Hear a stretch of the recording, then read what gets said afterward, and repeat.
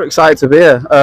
You know, I know the work that Apollo are doing with the Road To Old Trafford. I think it's a great opportunity for these guys to really showcase the talents, and Apollo have given them a platform to follow the dreams, and that dream is hopefully playing at Old Trafford. And it's amazing to come down and get a taste of the culture, to see these players up close and personal, and hopefully watch one of the team progress to the final and see them at Old Trafford in June.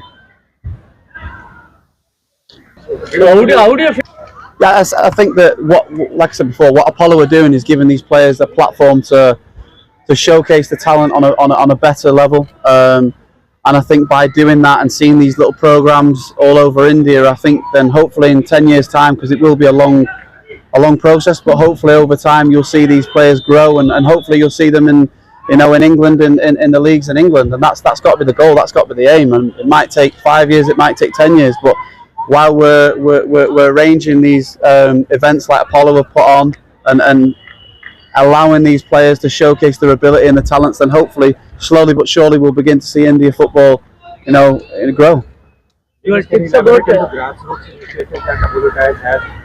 Say that again, sorry. The grassroots. So for us at Apollo Tyres, you know, building a sports ecosystem is very important to drive performance in the country, and we have been putting up these pitches here, you know, giving access to sport, as sort of pitches, and we have a program called United We Play as well, which takes talented youngsters from India. We reached out to over 30,000 youngsters last year, and we took 5 of them to Old Trafford and Carrington and had a training session with them there.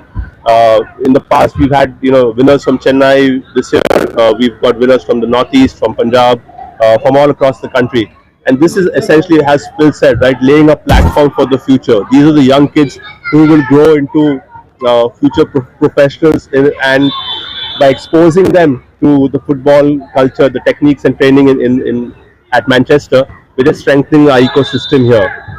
These are baby steps that we are doing in contributing to, you know, the ecosystem in India. And Road to Old Trafford is another level of that, right? It's for amateur footballers, maybe a long shot for them to live their dreams of playing professionally. The amateur football players, where they are lagging, where they are in amazing. I don't think it's not about lagging. It's about over a period of time we have seen football in India develop, right? And the guys who are playing here, I won't say kids because all of them are 18 plus. You know, the young adults who are playing here have probably just come a little late to the development of what has happened, to benefit from the development that has happened over the last few years in Indian football. So it's a process, you know, there's nothing, it's all about timing and getting there at the right time. I think when you see how big cricket is over here in the IPL is crazy. Even back home we see it is crazy. So it's how do we give these young players accessibility to pitches like this? How do we give them a chance to perform, to showcase their ability on a level, but not just once every month, like, you know, 3-4 times a week? How do we do that? How do we give them that? And I think slowly but surely, you know, things like this, the Road to Old Trafford, I think all these little communities that we can build in India can surely, in the next 5-10 years, you know, hopefully you'll be showcasing an Indian team that are competing at a higher level. Nowadays, that youngsters fully pledged in gadgets. They are not in physical activities. You tips to them, advice to them. So that again, sorry. So youngsters are all on their phones and into the gadgets. Yeah. What is your tips and advice to them? Take them off them. Yeah, it's difficult because the younger generation now, I think what we have to do is we have to adapt, of course, but we have to understand that it's a different culture now.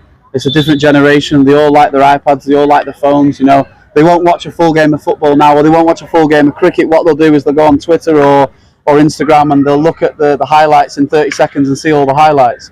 So how do we how do we get them to watch the full game? How do we get them to engage properly? And I think by putting communities on like this, I think you've got and facilities, I think you've got a greater chance of attracting those young players. Just to add to that, right? We all say that the kids are addicted to their mobile phones, right? And that's because we are giving them the phones at a very young age in their hands.